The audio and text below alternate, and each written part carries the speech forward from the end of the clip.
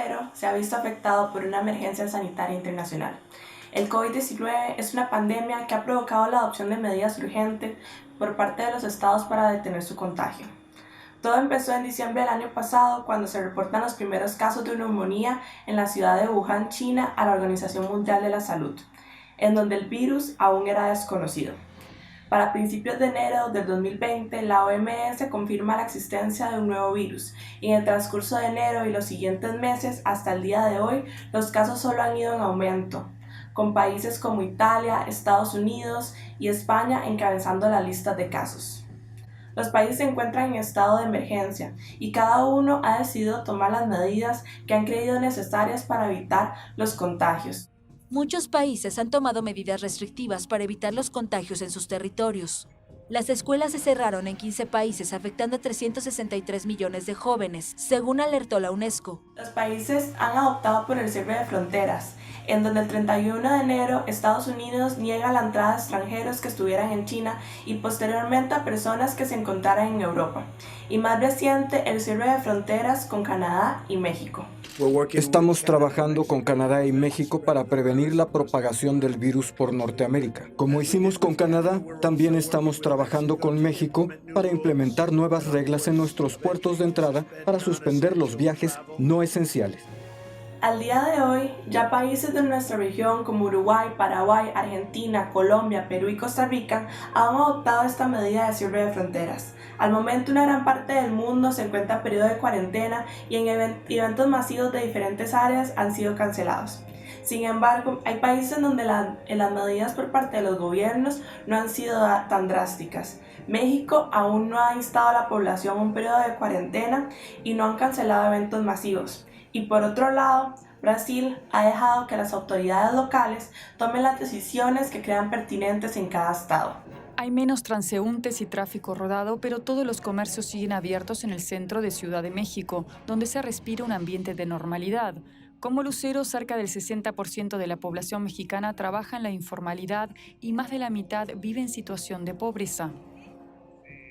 Pues sí, ha bajado muchísimo la gente. Y sí nos preocupa porque pues al final de cuentas tenemos que hacer pagos, tenemos que ver cómo le vamos a hacer para la comida. El gobierno mexicano apela a la protección de esa población vulnerable para rehusarse a aplicar medidas drásticas, pese a sumar 367 casos confirmados. México se divide entre quienes consideran laxa la actuación de las autoridades y quienes no ven necesidad de entrar en cuarentena.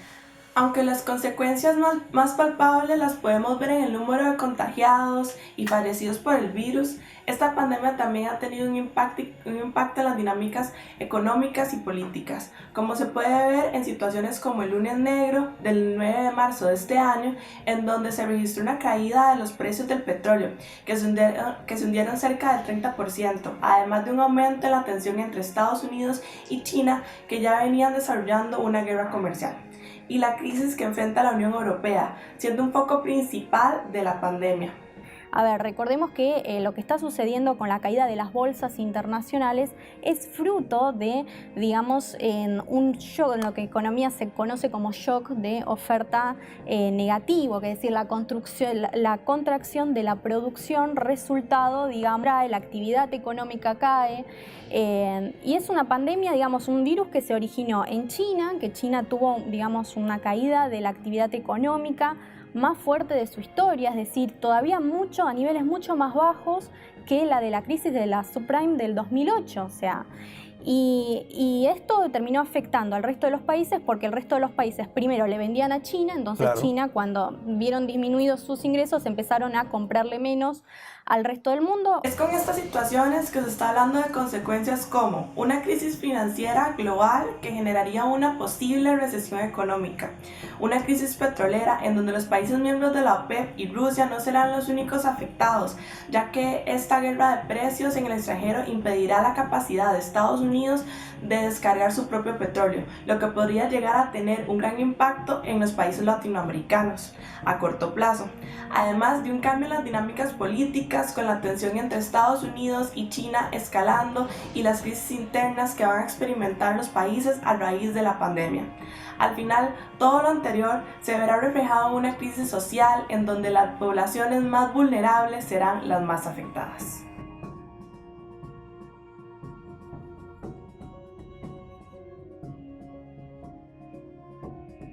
Este conflicto por la producción de petróleo entre Rusia y Arabia Saudita provoca que no se genere ningún acuerdo entre los países productores,